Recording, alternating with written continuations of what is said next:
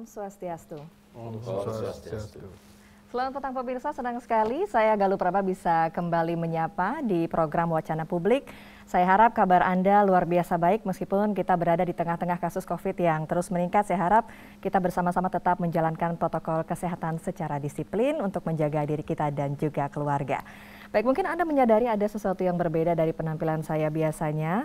Kalau Wacana Publik tidak menggunakan kebaya, tapi hari ini saya spesial menggunakan kebaya karena tema yang saya angkat dan juga narasumber yang kami undang di studio pada hari ini spesial. Nah, saya akan informasikan topik kita yang akan kita perbincangkan kali ini adalah terkait dengan sosialisasi penerimaan mahasiswa baru dari Institut Seni Indonesia Denpasar.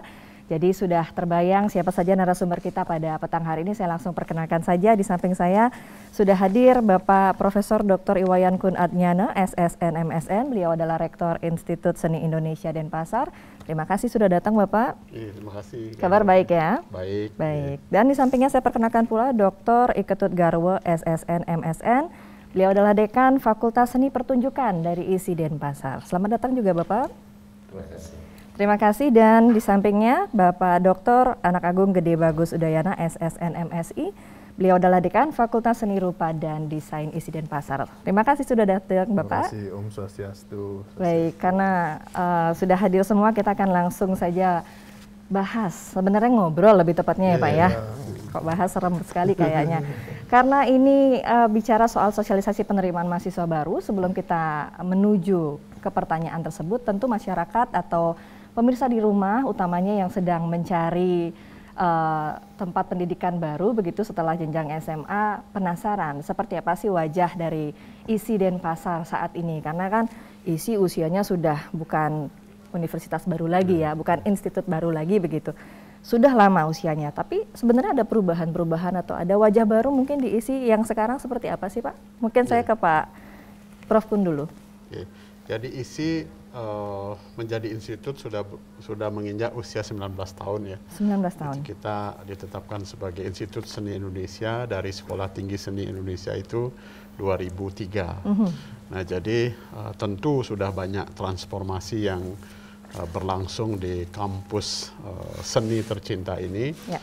Jadi yang terbaru kami rancang sejak setahun lalu, bagaimana ISI Denpasar betul-betul bisa tampil sebagai pusat unggulan pemajuan seni budaya berakar kearifan lokal sekaligus berdaya saing global berbasis Merdeka Belajar Kampus Merdeka. Jadi visi ini kami gelorakan pada seluruh sivitas akademika dan juga menggandeng seluas-luasnya masyarakat seni dan dunia kreatif di Indonesia bahkan internasional dengan Global Bali Arts Creativity Center Hub atau GBEH. Jadi slogan ini mengisyaratkan bahwa kami sangat terbuka untuk visi yang baru, sekaligus ajakan bagi siapapun yang punya talenta, utamanya lulusan SMA, SMK dari Bali dan juga seluruh Indonesia, untuk memilih Institut Seni Indonesia Denpasar sebagai tempat menyemaikan ilmu, meningkatkan kreativitas, dan juga membangun ekosistem kreatif yang lebih luas. Nah, ini menarik sekali ya, karena kalau kita lihat visi atau gambaran yang ingin dicapai adalah bukan lagi Bali, tapi juga internasional, global. Seni yang mengglobal begitu. Nah, menjadi pertanyaan juga bagi masyarakat yang awam mungkin dengan dunia seni begitu, terkait dengan prospek juga nih Pak. Mungkin masih banyak orang tua sih lebih tepatnya ya, kalau anak-anak mungkin mengikuti kata hatinya mudah saja, pengennya seni, pengennya apa yang disukai begitu. Cuman kadang-kadang orang tua mungkin sedikit pesimis begitu, atau seperti apa. Nah, mungkin boleh dibukakan ini cerita-cerita terkait dengan prospek ke depan dari dunia seni itu sendiri, seperti apa sih Prof? Jadi begitu revolusi 4.0 atau 4.0 dikumandangkan di dalam forum ekonomi dunia, nah kemudian transformasi tercepat ada ketika 2 tahun terakhir dunia dilanda pandemi COVID-19. Benar. Nah begitu dunia menjadi sepi, terus kemudian pergerakan yang berbasis produktivitas, artinya suplai produknya begitu melimpah, menjadi terhenti oleh pandemi, sistem distribusi barang jasa juga terkontrol. Nah, semua lahir kemudian kreativitas-kreativitas baru. Jadi arena pekerjaan yang berbasis kreativitas itulah yang mendapat tempat di musim pandemi sekaligus transformasi ke depan. Jadi pekerjaan yang melulu berbicara tentang teori-teori atau juga pekerjaan-pekerjaan yang rutin yang berorientasi untuk menghasilkan produk yang banyak itu terhenti oleh transformasi akibat pandemi.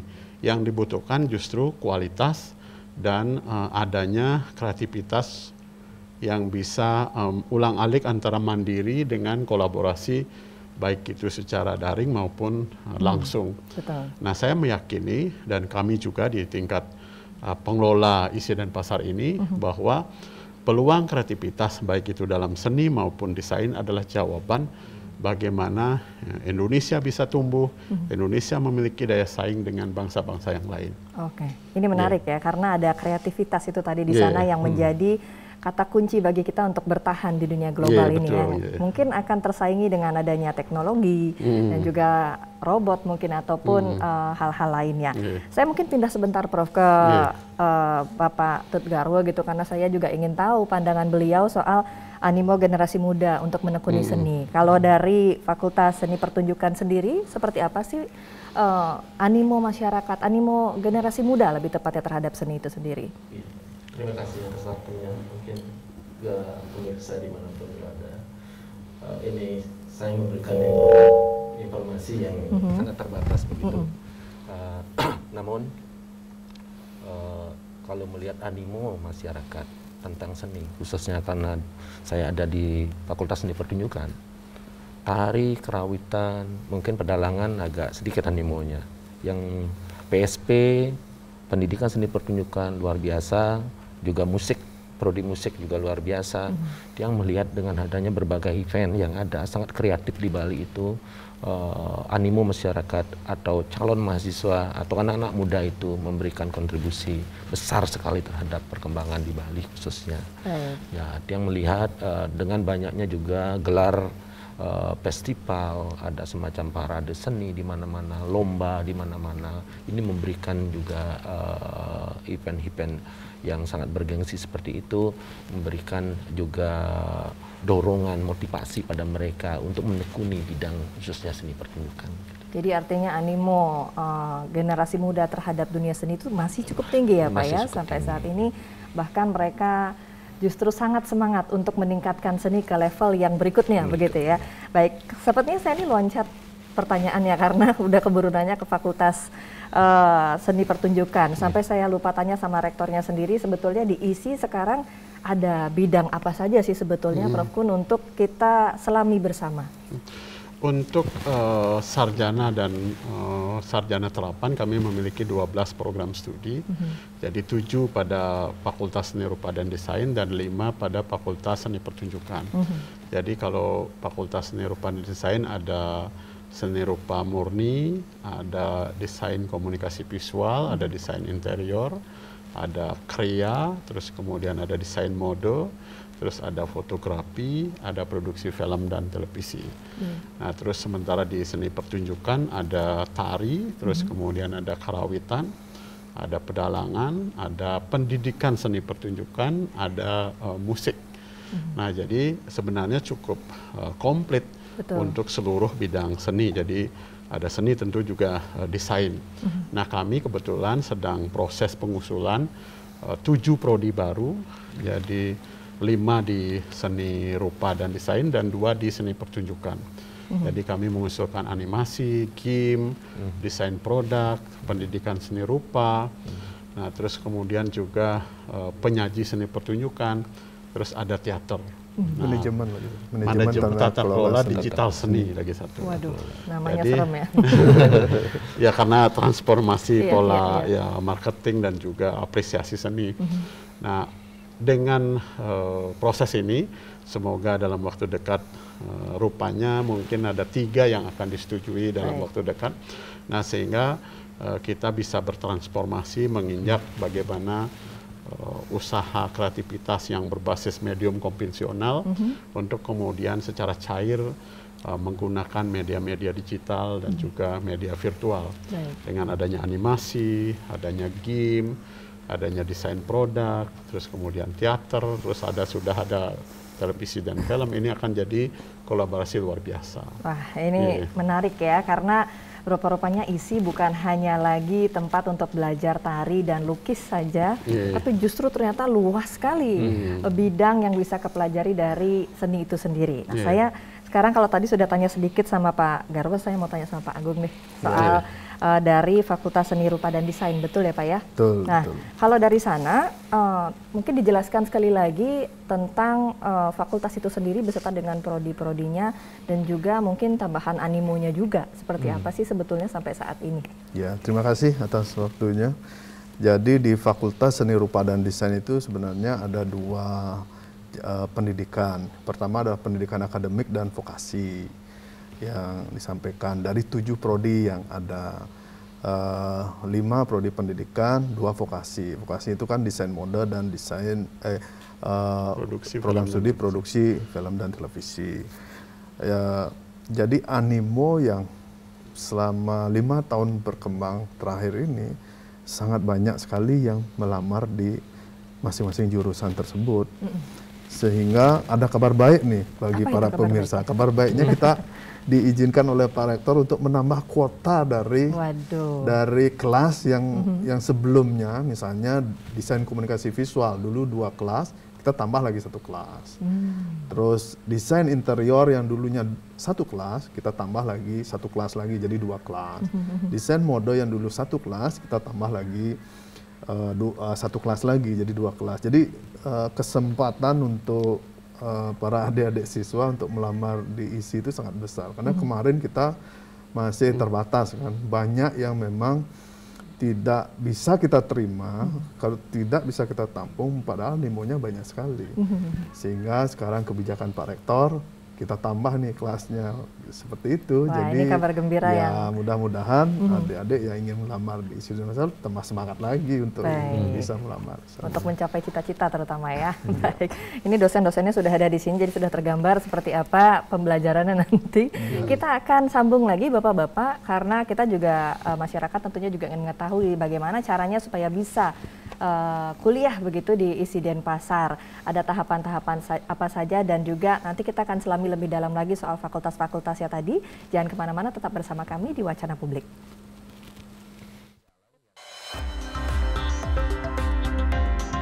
TVRI Bali, media pemersatu bangsa.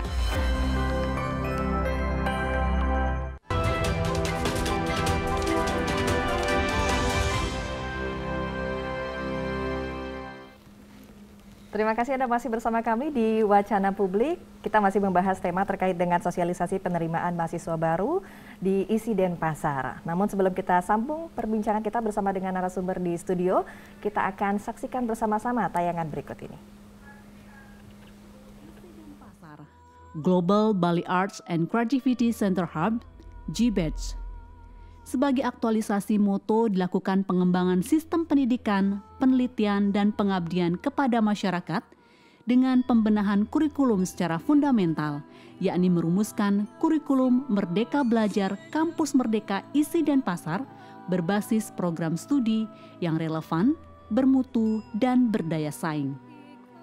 Proses perumusan kurikulum telah dilakukan dengan melibatkan 61 orang unsur maestro, seniman, desainer, profesional, dan juga tokoh pendidikan tinggi. Kurikulum Merdeka Belajar Kampus Merdeka ISI Denpasar telah dimulai semester ganjil 2021-2022. Selain pemberlakuan kurikulum baru untuk memastikan layanan pendidikan kepada mahasiswa berjalan semakin prima, maestro, seniman, profesional, dan tokoh berpengaruh dunia pendidikan telah dilibatkan melalui skema dosen tamu dan dosen mengajar, bahkan secara simultan telah mengundang 60 nama bereputasi sebagai dosen tamu pada 12 program studi S1 D4 tahun 2021. Program peningkatan pembangunan sumber daya manusia menyangkut dosen dan tenaga kependidikan, baik fungsional lainnya maupun staf administrasi, dilaksanakan secara berkelanjutan demi mencapai kualitas SDM yang unggul, profesional, berintegritas, dan juga melayani. Telah mulai diselenggarakan skema kompetisi penelitian disertasi doktor, keluaran publikasi jurnal ilmiah internasional bereputasi, keluaran kekayaan intelektual, dan keluaran buku nasional. Skema kompetisi ini selain memacu sikap kompetitif, juga secara langsung menjawab indikator kinerja utama IKU isi Denpasar. Mewujudkan profil lulusan yang tangguh, berjiwa Pancasila, dinamis, kritis, kreatif, dan inovatif dalam bidang penciptaan, pengkajian, pendidikan, penyajian, dan kewirausahaan seni budaya dan desain. ISI Denpasar membuka penerimaan mahasiswa baru dengan 3 jalur seleksi, yaitu Seleksi Nasional Masuk Perguruan Tinggi Negeri (SNMPTN), Seleksi Bersama Masuk Perguruan Tinggi Negeri (SBMPTN), dan Seleksi Mandiri. SNMPTN merupakan seleksi berdasarkan penelusuran prestasi akademik calon mahasiswa yang dilakukan oleh Institut Seni Indonesia Denpasar di bawah koordinasi Lembaga Tes Masuk Perguruan Tinggi (LTMPT). SNMPTN diikuti seluruh perguruan tinggi negeri PTN yang sudah ditetapkan oleh Majelis Rektor Perguruan Tinggi Negeri Indonesia (MRPTNI). Diselenggarakan dalam satu sistem terpadu dan serentak. Biaya SNMPTN ditanggung oleh pemerintah, sehingga peserta tidak dipungut biaya seleksi. Peserta SNMPTN dari keluarga kurang mampu secara ekonomi berpeluang mendapatkan bantuan biaya pendidikan selama masa studi melalui program beasiswa bidik misi. Untuk SBMPTN dan seleksi mandiri merupakan jalur seleksi lain yang bisa ditempuh para calon mahasiswa baru untuk dapat bergabung ke ISI Denpasar. Institut Seni Indonesia Denpasar memiliki 2 fakultas dengan program sarjana dan sarjana terapan, program magister, dan program doktor. Fakultas Seni Pertunjukan membawakan 5 program studi sarjana, di antaranya program studi tari, program studi seni karawitan, program studi seni pedalangan, program studi musik, program studi pendidikan seni pertunjukan. Fakultas Seni Rupa dan Desain membawakan 5 program studi sarjana dan 2 program studi sarjana terapan, di antaranya program studi seni murni, program studi desain interior, program studi desain komunikasi visual, program studi kriya, program studi fotografi, program studi desain mode, dan program studi produksi film dan televisi. Semua program studi yang ditawarkan memiliki sumber daya sarana prasarana yang memadai dan sumber daya pengajar yang mendukung serta kompeten di bidangnya. Hal ini dibuktikan dengan nilai akreditasi dari BAN PT dengan 10 program studi mendapat nilai predikat akreditasi A dan 2 program studi predikat akreditasi B. Didukung dengan penerapan kurikulum Merdeka Belajar Kampus Merdeka, memberikan ruang ekspresi, kreasi, dan kolaborasi yang luas bagi mahasiswa dalam menimba ilmu tidak hanya di lingkungan kampus, tapi juga di luar kampus. Institut Seni Indonesia Denpasar menjamin bangun relasi dan jaringan antara mahasiswa dengan dunia usaha dan dunia industri terjalin utuh. Ini adalah salah satu bentuk nilai prioritas untuk dapat menyiapkan lulusan yang unggul dan tangguh.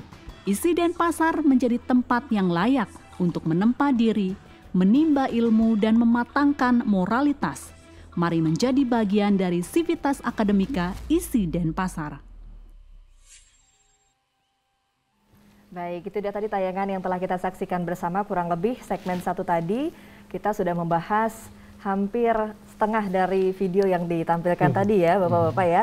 Jadi sudah tergambar untuk pemirsa yang baru saja bergabung bersama kami di Wacana Publik, apa yang sudah kami perbincangkan tadi bahwa ISI Denpasar saat ini sudah mengembangkan banyak sekali program studi menarik begitu yang bisa diselami oleh calon mahasiswa baru yang ingin bergabung di ISI Denpasar.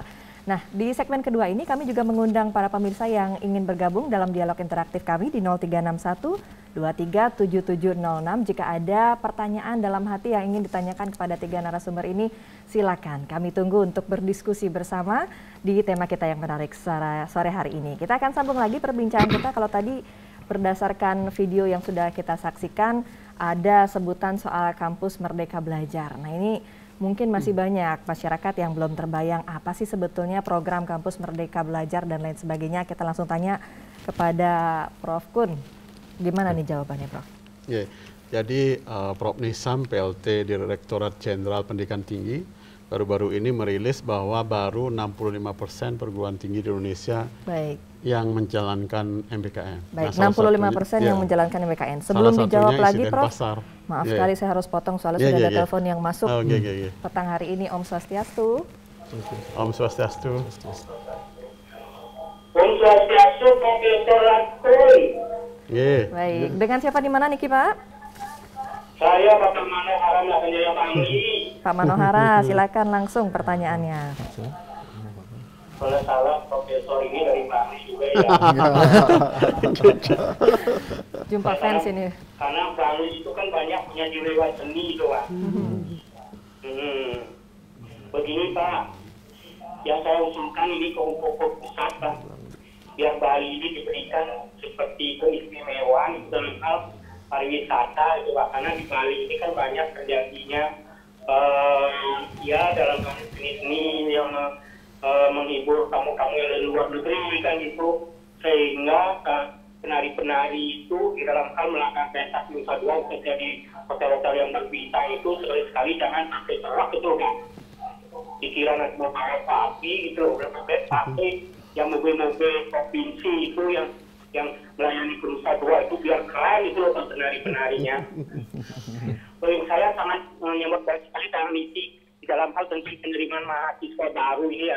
Bukan saja isi aja yang disiarkan di TVRI ini, apakah Umisa Sudayana juga disiarkan nantinya? Karena saya kan punya beberapa ekor punya anak itu ada kepingin isi, ingin Udayana, biar tahu saya gitu, dan bisa saya membaca wawasan ke depan daripada anak-anak saya gitu, itu yang saya harapkan.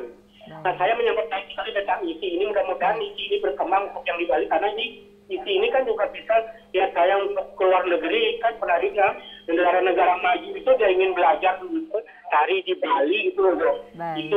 Itu anunya. Karena kalau sudah misalnya di luar negeri, nanti kalau sudah memang berkembang lagi kita gitu kan salah besar itu. Nah, bagaimana kita putra putri Bali ini biarkan saling gitu untuk memajukan tari-tarian ini, karena tari-tarian Bali ini kan gaulnya kan betul sakti dan menggema gitu Bu. Itu yang saya harapkan. Baik Pak Manohara. Itu loh. Baik, itu yang saya harapkan. Manohara Jaya Bangli. Jadi jumpa fans ini kayaknya.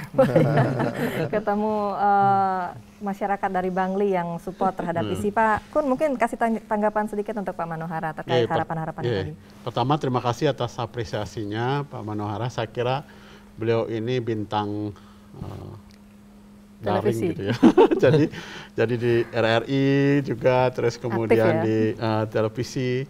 Saya kira ini bagus, jadi beliau bisa juga menyuarakan kepada seluruh muda-mudi di Bangli, jadi yang memang memiliki bakat, talenta sejak usia dini, terus kemudian sudah mulai terlihat di masa-masa SMA dan SMK, jangan ragu, mari pilih ISI Denpasar sebagai ruang untuk belajar bersama, mengembangkan talenta menjadi profesional di dunia kreativitas. Baik. Nah, jadi saya kira memang pariwisata di Bali itu sangat kontributif, artinya menyumbang hal yang positif bagi pertumbuhan seni. Nah, seni boleh jadi dalam hal kreativitasnya adalah kebebasan pribadi dan juga sekelompok masyarakat seni, baik itu seniman, perupa, desainer, dan seterusnya. Nah, kemudian pariwisata akan mengapresiasinya dengan cara yang layak. Nah, saya kira pemerintah sudah mengeluarkan regulasi bagaimana pelayanan, pengelolaan, untuk pergelaran-pergelaran seni di destinasi pariwisata.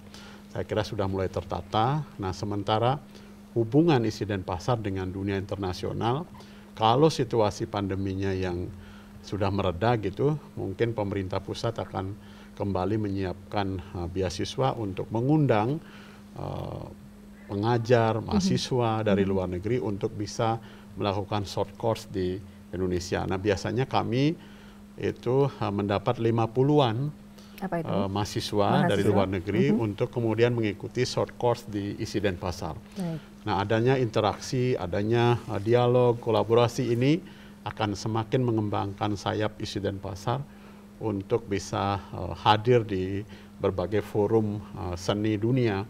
Karena relasi ini saya kira sudah dibangun dengan sejarah yang panjang, terbangunnya kelompok-kelompok seni seperti Sekar Jaya di Amerika, Sekar Jepun di Jepang, dan juga di Inggris. Itu ada hubungan emosional, hubungan historis, sehingga keberadaan seni yang berkembang di ISI akan ada panggung di dunia internasional. Baik, itu nah, semoga kondisi pandemi ini membaik. Betul. Dalam pengertian kita akan pulih kembali. Tentu arena atau ruang-ruang apresiasi di tingkat internasional akan dibuka kembali. Dan ISI niscaya eksis di dunia itu. Baik, itu harus eksis ya. Apalagi nanti kalau pandemi sudah membaik, kita akan segera mengepakkan sayap lagi, khususnya untuk mahasiswa-mahasiswa di ISI Denpasar ke depannya. Baik Prof, maaf, saya mungkin pindah dulu sebelumnya ke yang lainnya, karena saya juga ingin bahas lebih banyak soal fakultas yang ada, lebih tepatnya program studi, dan juga mungkin bayangannya untuk calon mahasiswa baru yang masih belum terbayang. Kalau kita masuk di prodi tersebut, begitu kira-kira ke depannya kita bisa menuju kemana, begitu ya. Mungkin saya ke Pak Garwo dulu, karena ingin tahu juga dari Fakultas Seni Pertunjukan ISI Denpasar kan tadi ada sekian banyak ya program studinya. Mungkin ada beberapa unggulan, kemudian sekali lagi ke depannya untuk calon mahasiswa baru nih supaya punya bayangan kira-kira menjanjikan atau tidak. Silakan. Baik, terima kasih. Berbicara terkait dengan Fakultas Seni Pertunjukan, tadi Pak Rektor sudah menyampaikan, juga di profil sudah muncul, kita memiliki 5 program studi, ada tari, ada kerawitan, pedalangan, juga pendidikan seni pertunjukan, dan yang terakhir itu musik, yang orientasinya adalah musik barat. Kita melihat bahwa kedepannya sangat menjanjikan. Sangat menjanjikan? Ya, sangat menjanjikan. Karena kalau dulu orang beranggapan, dalam tanda kutip, masuk menelusuri atau mengikuti program studi tari atau kerawitan seni pertunjukan di seni utamanya, akan sangat suram di masa depan. Tapi sekarang berbeda dengan industri kreatif kita, perkembangan dunia global seperti itu, seperti disampaikan Bapak Rektor tadi, sangat menjanjikan untuk di kantong-kantong, utamanya mereka menjadi tenaga pendidikan, jadi guru, jadi dosen, jadi wira swasta, dunia usaha dan industri, di sana berkecimpung di sana. Dan ada juga yang memang mandiri, mereka nyeni banget begitu. Nyeni dalam artian mereka dikontrak oleh komunitas yang ada di luar, seperti misalnya di Sekar Jaya, sampaikan oleh Pak Rektor, di Sekar Jepun di Jepang. Mereka memang menjadi pelatih yang memang profesional untuk mengembangkan seni Bali yang ada di sana. Dan setiap tahun itu tetap dicari, karena lulusan kita memiliki kualitas, memiliki mutu yang unggul tentang itu. Nah, kita melihat dari memang perjalanan panjang disampaikan Pak Rektor, dari dulu memang sudah ditancapkan semacam semacam pilar-pilar untuk membentuk itu. Ada kegiatan lawatan keluar, kita bangun relasi, ketika kita undang untuk memberikan workshop, dan juga yang penting tentunya tadi Bapak Rektor juga menyampaikan bahwa kita menerima juga mahasiswa dan mahasiswa yang kemarin itu sekitar dari 25 negara. Dan datang mereka di sini sekitar 8 bulan, mereka mengembangkan pulang ke sana, membuat sebuah komunitas-komunitas. Kita melihat seperti di Jepang, banyak sekali komunitas yang muncul, masing-masing grup, mereka mengembangkan seni Bali kita. di sana, baik tari, baik pedarangan, baik tari, kerawitan, dan juga yang lain. Mungkin kalau keunggulannya, mungkin saya tambahkan sedikit, kalau di seni pertunjukan itu sampai saat ini masih mereka lebih ke arah penciptaan. Ke arah penciptaan. Kita simpan sampai arah penciptaan dulu untuk keunggulan dari fakultas yang Bapak emban begitu, karena sudah ada telepon yang masuk sekali lagi di petang hari ini. Selamat petang, Om Swastiastu. Om Swastiastu. Dengan siapa di mana? Silakan. Ya, dengan Dewi di Denpasar. Langsung saja, Ibu. Saya mau bertanya kepada Bapak Rektor dan Bapak-Bapak yang sedang jarang mampir di TVRI, bertanya tentang program yang ada di Denpasar. Yang punya anak akan kuliah tahun ini, yang bertanya prodi ya namanya, program studi apa yang paling laris di Denpasar. Kemudian saya juga mau bertanya, lulusan tahun berapa paling lambat boleh ikut UTBK tersebut, Bapak? Terima kasih, Om Santi Om. Baik, Om Santi Om. Terima kasih Ibu Dewi. Mungkin kita jawab prodi laris dulu, baru kemudian ke lulusan tahun berapa yang sudah bisa ikut. Tapi sayangnya harus iklan dulu. Bu Dewi dan pemirsa di rumah mungkin sudah penasaran ya, kapan ini sudah bisa daftar? Ternyata sudah keburu pengen daftar ini untuk bisa segera bergabung di ISI Denpasar. Jangan kemana-mana, informasinya akan kami hadirkan usai jeda berikut ini.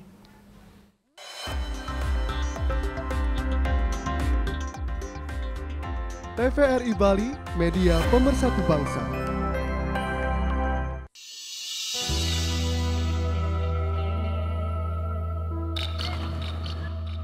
Bu, kok bisa jatuh, Bu? Kasihan tuh ibunya. Tuh, ada ibu-ibu tuh kok bisa jatuh. Fadil ya, bentar.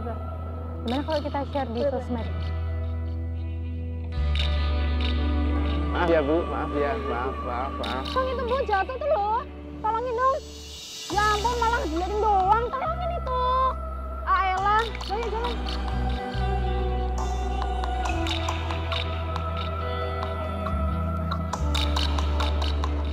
Ini Bu, sama-sama. Bagaimana dengan kita?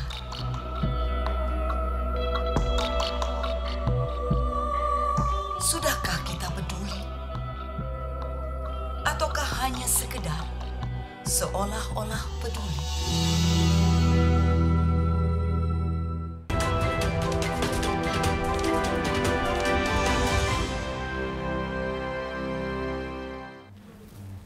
Kita masuk di segmen ketiga Wacana Publik. Kita masih bicara soal ISI Denpasar. Tadi sudah ada Ibu Dewi yang masuk di line telepon untuk bertanya soal waktu ya, umur terakhir untuk bisa masuk di ISI Denpasar. Mungkin saya langsung ke Prof Kun saja, sekaligus menjelaskan kapan seleksi penerimaan mahasiswa baru di ISI Denpasar ini mulai dilaksanakan.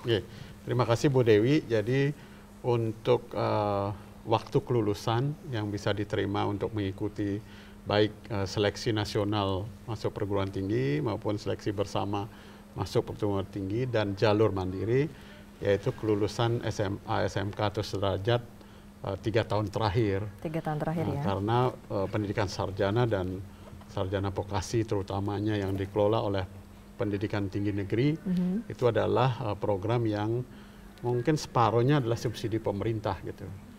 Jadi UKT yang di ISI Denpasar itu dari 500.000 sampai 7.500.000. Jadi kalau kita lihat sekolah swasta di sekolah dasar saja itu bisa lebih dari itu. Jadi sebenarnya kuliah di ISI itu cukup terbantu dan disubsidi oleh pemerintah, dan kami menyediakan fasilitas laboratorium yang memadai, termasuk juga memastikan adik-adik mahasiswa mendapat pengalaman 40 SKS Merdeka Belajar di luar institut.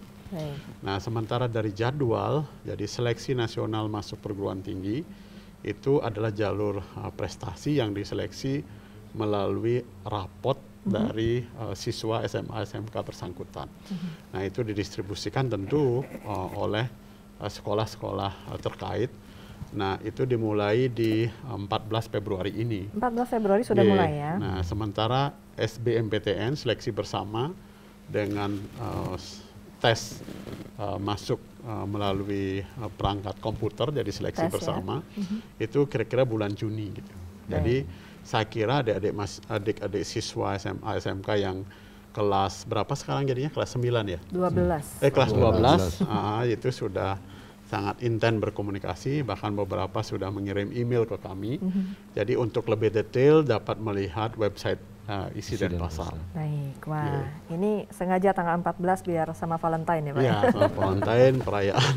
Membagikan kasih sayang ya kepada calon mahasiswa Isi Denpasar. Baik, artinya sudah terjawab tadi Bu Dewi mungkin dan juga pemirsa yang favorit menyaksikan. ya? Yang favorit? Ya. Belum dijawab ya? Saya mungkin ke rektor atau silakan, bebas. Pak Dekan FSRD ya. Gantian nanti di seni pertunjukan yang favorit yang mana? Siap, silakan. Terima kasih. Selamat malam Bu Dewi. Pada intinya kalau unggul di Fakultas Seni Rupa, saya rasa semua prodi kita unggul. Wah, semua tapi unggul ya. Sementara ini yang favorit, yang banyak peminatnya memang desain komunikasi visual dan interior. Itu yang paling banyak peminatnya. Tapi kalau kita melihat biasanya sih tergantung dari talenta dari siswa tersebut, dia talentanya atau sukanya di bidang kreatif yang mana. Misalnya seni murni, dia bisa melukis misalnya, sukanya dia bisa unggul di sana dan bisa juga berhasil juga dari bidang seni lukis kalau memang taste-nya ada di sana, seni lukis atau patung. Kalau kriya bisa kriya kayu atau keramik, karena kriya ini banyak diminati oleh mahasiswa asing, terutama kriya keramik. Udah itu kriya kayunya membuat topeng, menatah kulit, juga membatik, itu banyak sekali diminati oleh mahasiswa asing. Justru mahasiswa asing belajar ke sini untuk itu? Ya itu, jadi itu banyak. Tapi ada beberapa sudah dari kita-kita, termasuk terus terang angkatan saya kan anaknya udah mau cari sekolah juga, banyak yang juga mencari kriya tersebut, karena menjanjikan juga, karena dia juga bisa menghasilkan sekarang ini kan aksesoris dan lain sebagainya. Gitu. Nah selanjutnya desain interior juga menjanjikan sekali dengan adanya perkembangan interior sekarang. Jadi anak-anak muda yang udah sukses misalnya udah berkeluarga, dia akan mencari orang interior untuk mendesain rumahnya, untuk ruang dalamnya dan lain sebagainya, sehingga bisa nyaman itu. Dan juga tamannya juga itu orang interior termasuk itu ya? Termasuk itu juga mampu melakukan hal itu. Terus berikutnya yang paling digemari adalah memang desain komunikasi visual sekarang, yang kita seizin rektor kita bisa buka 3 kelas karena selalu meningkat peminatnya. Nah ini menarik nih, mungkin ibu-ibu bingung di rumah desain komunikasi visual tuh yang kayak gimana sih Pak? Sebenarnya yang gini kan desain komunikasi visual apa sebenarnya kan gitu. Kalau interior kita tahu ruang dalam, gitu.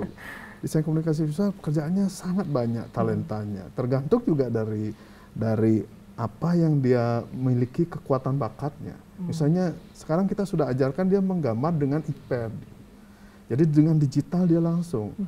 Udah itu untuk marketnya pun dia sudah melalui marketplace.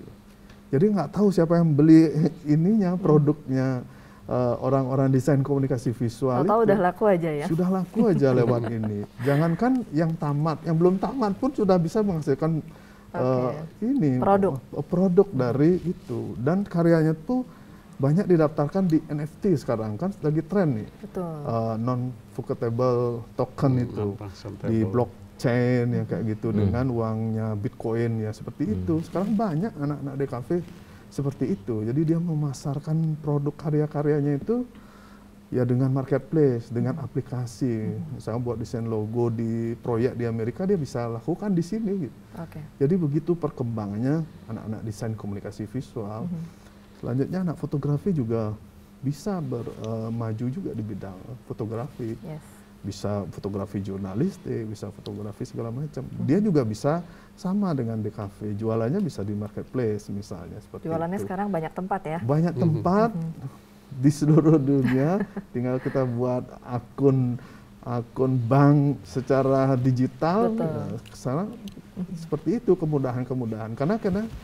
Karena kita memang di pembelajaran kita terutama di Fakultas Seni Rupa memang kita mendekatkan diri dengan teknologi. Makanya saya selalu sama Pak Rektor untuk mensupport kami, terutamanya teknologi-teknologi itu, sehingga kita bisa meraih pasar di, walaupun kita kuliah di sini, ya pasarnya di luar negeri. Karena ada alumnus kami yang karena kebijakan Merdeka Belajar, berapa mahasiswa kita magang di alumnus kami yang kantornya di kampung, di kampung pelosok desa, tapi jualannya udah di seluruh dunia, karya-karyanya di seluruh dunia dipakai. Berarti sarapannya bubuh Bali, tapi jualannya dolar ya? Bisa ngayah Banjar dia, jadi ke Banjar dia tidak absen, tapi kerjaannya dia masih tetap seperti global itu. Ya? Jadi seperti itu yang. Oke, itu desain komunikasi visual tadi begitu luas ya, ya peluangnya. Begitu luas, begitu sangat luas anunya. Tergantung kreativitas kita. Baik. Jadi sekarang ini dengan adanya pandemi ini justru kita membuka hal baru. Misalnya kita pembelajaran kan daring semua, dasar kebijakan oleh Pak Rektor bahwa untuk mata kuliah teori kita daring. Jadi untuk mengetahui sejauh mana dia membuat tugas-tugas, kita suruh dia unggah di IG-nya dia. Kita nilai lewat IG. Jadi mahasiswa kita semua punya IG, dan di like oleh banyak teman-temannya, sehingga dengan IG atau YouTube itu dia bisa juga menghasilkan ini dengan banyaknya subscribe, dengan banyaknya like di IG, banyaknya ada teman yang masuk. Jadi dari situ juga bisa menghasilkan. Jadi kita tugas-tugas itu semua masuk sana, dosen pun harus memiliki IG juga untuk bisa menilai tugas-tugas karya-karya mahasiswa lewat IG, dan banyak orang melihat IG tersebut sangat menyukai juga bagaimana cara membuat tugas. Misalnya ada mata kuliah nirmana, bagaimana proses dia dari kertas kosong dilihatkan sampai kertas itu menjadi karya yang begitu indah. Banyak yang suka seperti itu. Baik, jadi ini itu menarik pun bisa menghasilkan ini juga masa depan buat anak-anak, terutama orang tua yang ingin masa depan anaknya cerah di kemudian hari. Betul. Wah, ini menarik sekali ya, membuka mata orang tua yang mungkin selama ini harapan kepada anaknya masih sangat kotak begitu ya. Terbuka bahwa dunia ini sudah semakin berubah begitu ya, tidak seperti dulu, dan banyak sekali peluang yang bisa kita ambil begitu. Sebetulnya masih ada satu yang belum dijawab untuk Bu Dewi. Kalau yang paling laris di fakultasnya Pak Tut apa nih kira-kira? Tapi dijawab nanti ya Pak. Udah nggak sabar mau jawab. Sayangnya saya harus jeda dulu. Kita akan kembali setelah pesan berikut ini. Tetap bersama kami di Wacana Publik. TVRI Bali, media pemersatu bangsa.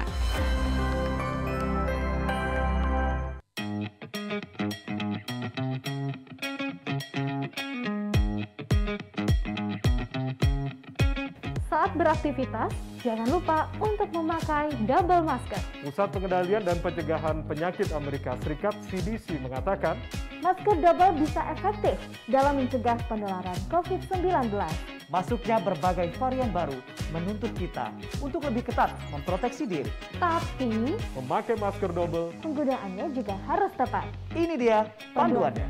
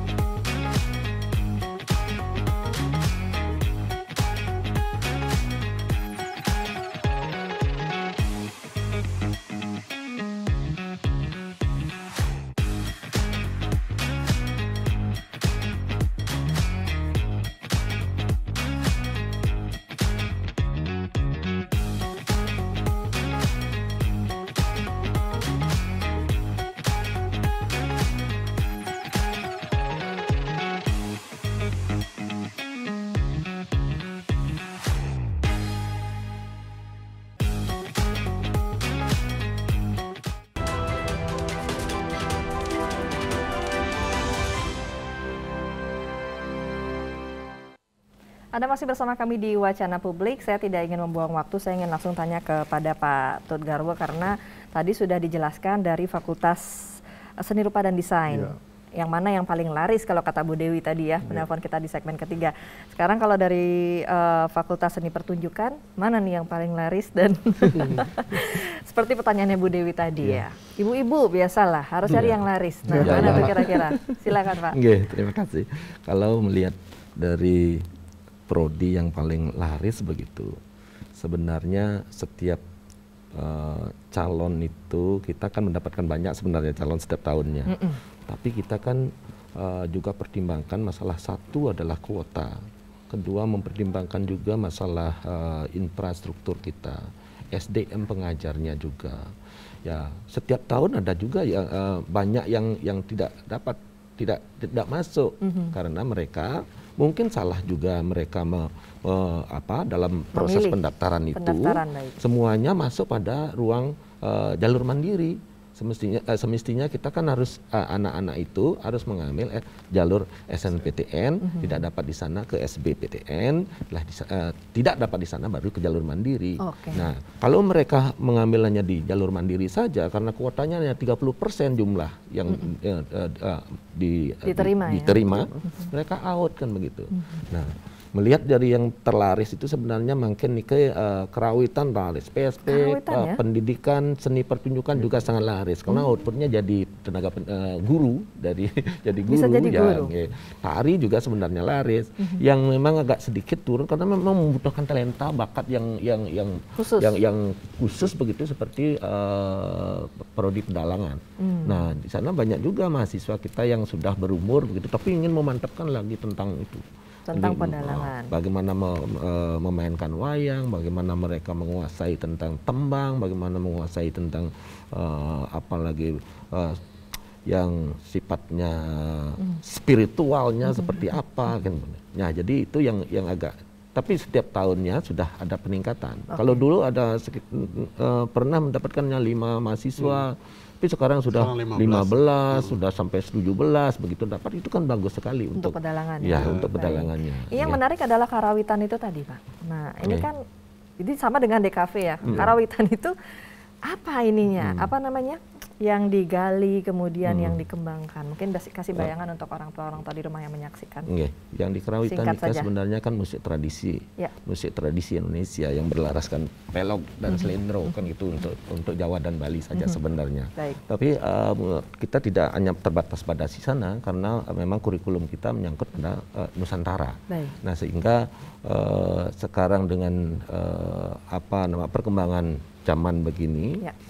Inovasi-inovasi baru muncul. Mereka di sana bermain dengan memanfaatkan teknologi, dengan Apple seperti jadi itu ada karya-karya. Musik tradisional dengan teknologi dengan teknologi sangat kreatif. Sekarang anak-anak itu di samping juga kemampuan teknik mereka, bakat dan juga minatnya memang tinggi karena mereka dipakai terus di masyarakat sebagai garda depan untuk menyokong budaya kita khususnya di seni kerawitan.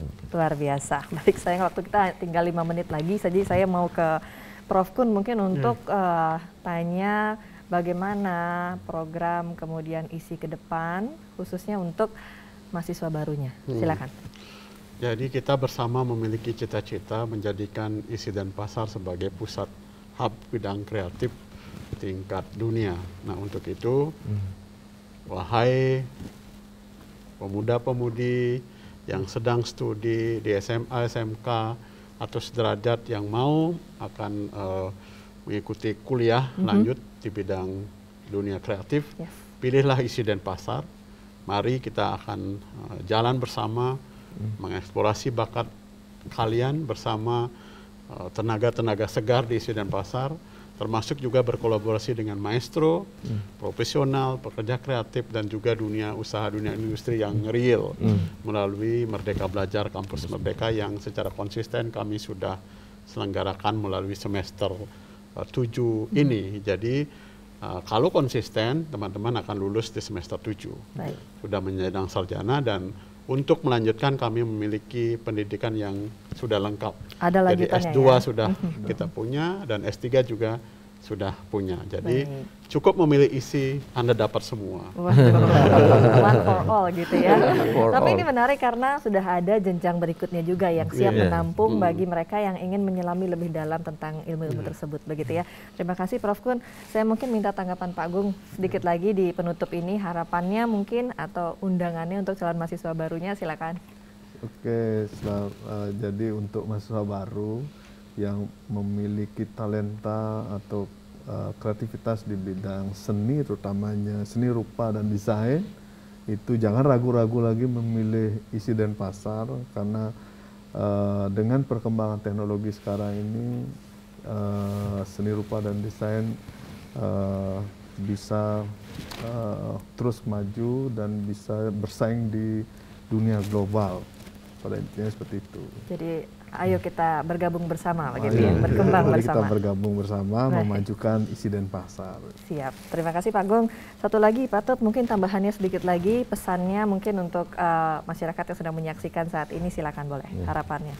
Ya, adik-adik yang memiliki minat, bakat, talenta tentang seni, tidak saja di Fakultas Seni Pertunjukan, Fakultas Seni Rupa dan Desain, ayo, mari dengan tulus dan ikhlas ingin meningkatkan diri, datanglah ke ISI Denpasar, karena ISI Denpasar sudah siap dengan segalanya, baik SDM, infrastruktur, dan juga proses kurikulum dan semuanya, sehingga bisa kita bergabung untuk mencetak lulusan yang lebih baik dan bisa berkompetisi dalam pencarian kerja. Luar biasa. Luar biasa semangatnya dosen-dosennya, kalau udah kayak gini harusnya semangat kuliahnya ya. Tidak ada bolos, apalagi titip absen, benar ya Pak ya? Oke, Prof, mungkin sedikit lagi saja, waktu kita lagi 1 menit, informasi yang bisa didapatkan terkait dengan apa yang kita perbincangkan tadi, khususnya untuk penerimaan siswa baru, mahasiswa baru begitu, bisa didapatkan di mana? Mungkin ada website atau sebagainya. Jadi silakan dilihat pada website ISI Denpasar. Semuanya ada di sana, dan yang terpenting juga bisa menelisik apa yang sudah kita perbuat bersama dan bagaimana juga ISI Denpasar eksis selain di dunia global, juga akses di desa adat, desa kelurahan. Itu jadi semakin besar etos realitas diwarnai oleh ISI Denpasar. Terima kasih sekali lagi Prof, Bapak-bapak semua yang sudah berbincang di sini, ngobrol, sharing kepada kita semua yang masih bingung begitu untuk mengarahkan anaknya untuk melanjutkan jenjang pendidikan yang lebih serius kemana, tinggal dipilih Institut Seni Indonesia Denpasar, karena fakultasnya banyak, kemudian ragam prodinya juga banyak, dan tadi sudah didengar bahwa prospek kedepannya pun juga luar biasa menjanjikan. Mudah-mudahan apa yang kami perbincangkan bermanfaat. Saya Galuh Praba dan seluruh kru pamit. Jangan lupa untuk patuhi prokes 5M kemanapun kita pergi agar pandemi COVID-19 segera berakhir. Sampai jumpa minggu depan, saya tutup dengan Parma Santi. Om Santi. Om Santi, Santi, Santi.